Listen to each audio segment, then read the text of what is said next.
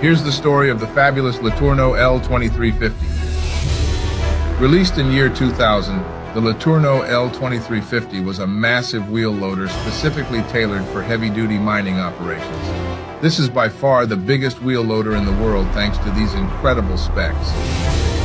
With an operating weight of 578,000 pounds or 262 metric tons, the 2350 carries a bucket that can fit up to 53 cubic yards of dirt, just about 44 cubic meters.